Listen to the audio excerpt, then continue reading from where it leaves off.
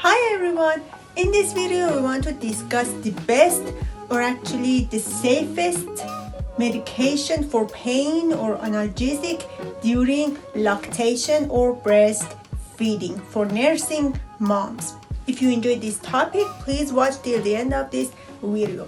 Opioids. Opioids should not be taken during lactation because they affect the consciousness of both mother and child, so they are avoided during lactation.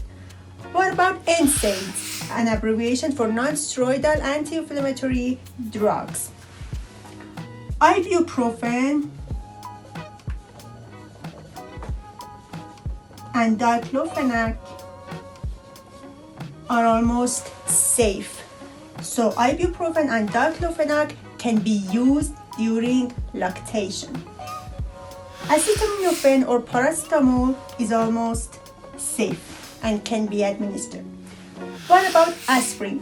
Aspirin is contraindicated during lactation because of the possibility of Reyes syndrome during lactation. So aspirin is avoided. Choices are ibuprofen and diclofenac or acetaminophen. Hope you enjoyed this video. Please like, subscribe and share. Thanks.